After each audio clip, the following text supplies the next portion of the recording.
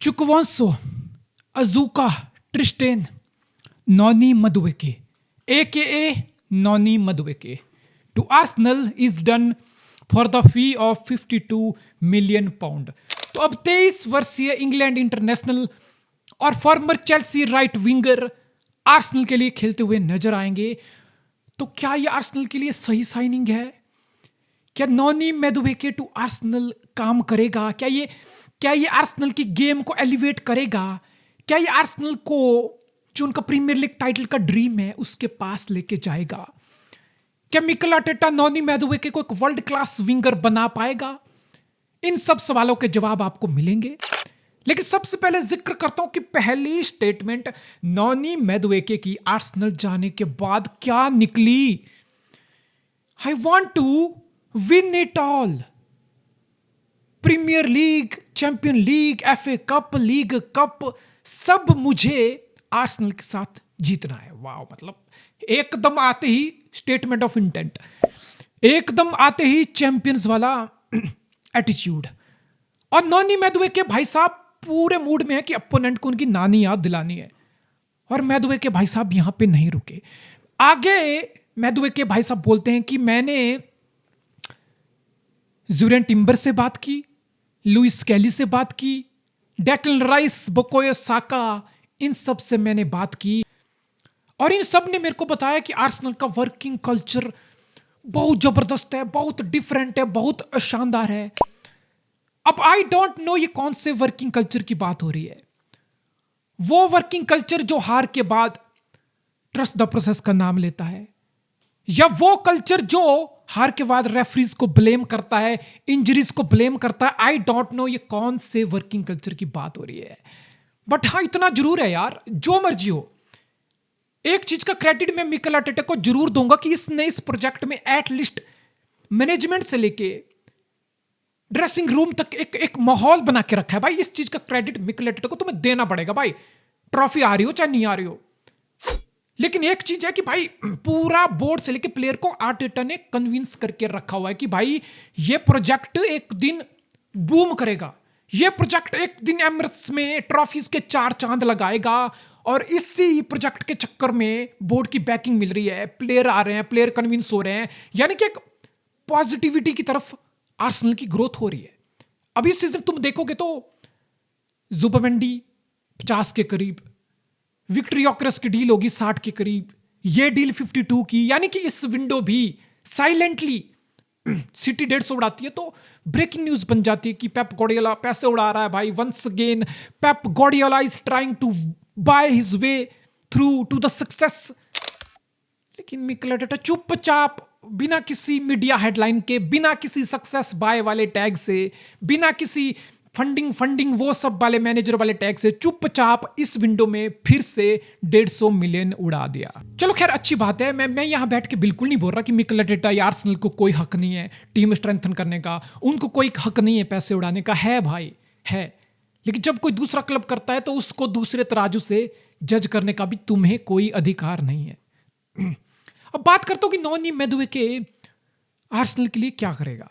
Basically Noni मैदुवेके एक versatile winger है, एक ऐसा विंगर जिसकी पोल पोजीशन राइट विंग है, but we have seen it in the Chelsea as well कि वो लेफ्ट पे भी कंफर्टेबली खेल सकता है, या राइट पे अगर तुम 3 एट द बैक से खेलते हो तो he can be in the role of right midfielder in the wider space on the right side. But obviously वो मिकेल आर्टेटा की टैक्टिक्स एज ऑफ नाउ तो नहीं है।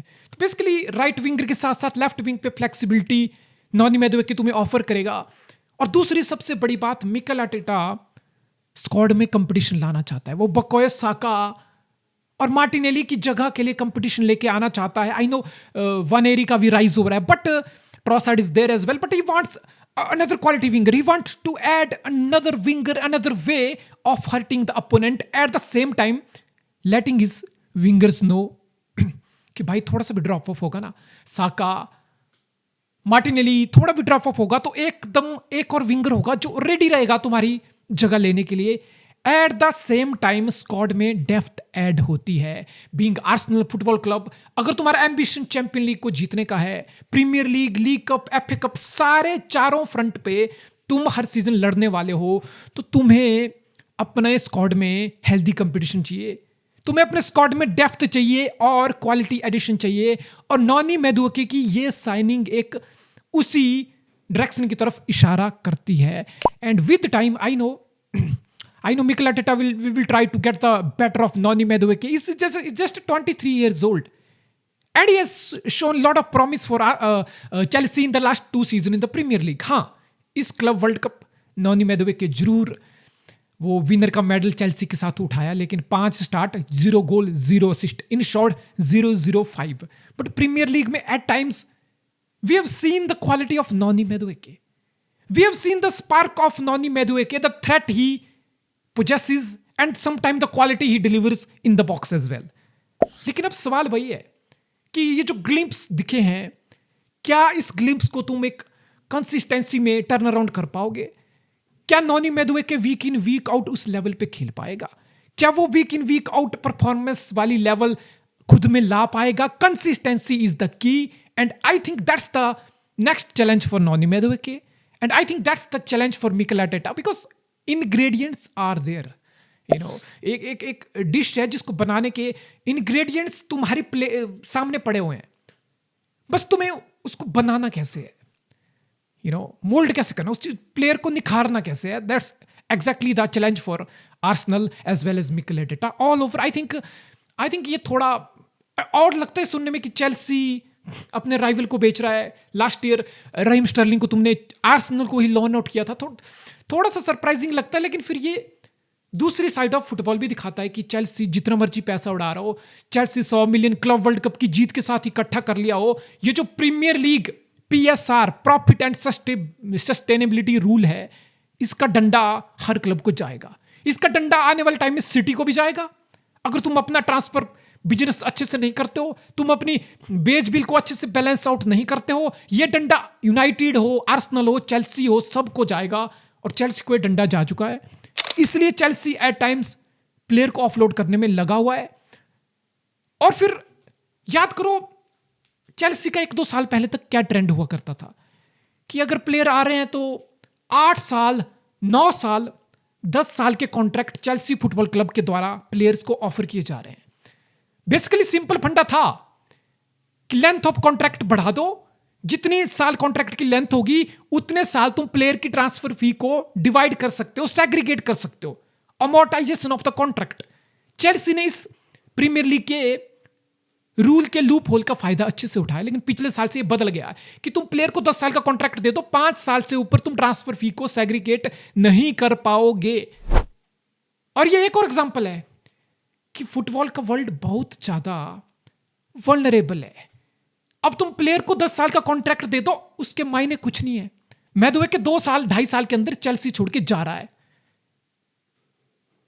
बिकॉज अगर किसी प्लेयर को किसी क्लब में जाना होगा तो तुम उसको कितना रजिस्ट कर लोगे? कोई भी टॉप क्लब किसी भी प्लेयर को उसके विल के अगेंस्ट होल्ड नहीं करता. ज्यादा से ज्यादा आधा 1 साल होल्ड कर लोगे. तुम्हें पता है यार ड्रेसिंग रूम का कल्चर खराब होगा. जब प्लेयर तुम्हारे लिए नहीं खेलना चाहता, नहीं रुकना चाहता, you better get to the resolution. छोटे क्लब ये कर लेते हैं प्लेयर को, बड़ा प्लेयर क्लब ये अपना माहौल खराब नहीं करता. और दूसरी बात, अगर क्लब को लग रहा है कि मुझे कोई फेयर वैल्यूएशन मिल रही है, जैसे चेल्सी को लगा, और चेल्सी को लगा कि हमारे प्रोजेक्ट के लिए नॉनी मैदुएके उतने इंपॉर्टेंट नहीं है, तो चेल्सी ने 8-9 साल के कॉन्ट्रैक्ट के बावजूद भी नॉनी मैदुएके को ऑफलोड कर दी. तो इससे तुम खुद समझ जाओ कि ये जो 9-10 साल के कॉन्ट्रैक्ट होते हैं, ये सिर्फ महज कागज पे लिखे हुए एक वो चीज है. इससे ज्यादा फॉर्मेलिटी से ज्यादा इसकी कोई अहमियत नहीं है. और तीसरी बात इसमें मैं एक और ऐड करता हूं, सपोज कोई प्लेयर अच्छा कर रहा हो, अब वो बहुत काइसेडो बहुत शानदार करके दे रहा है, तुम्हें क्या लग रहा है जो 10 साल का कॉन्ट्रैक्ट काइसेडो साइन किया है, उस बेच पे साइन किया है, वो उसी बेच पे खेलता रहेगा? भाई काइसेडो बोलेगा कि मुझे बेहतर कॉन्ट्रैक्ट दो, वरना मैं ट्रेनिंग में नहीं आने वाला, वरना मैं कहीं और जाने वाला हूं.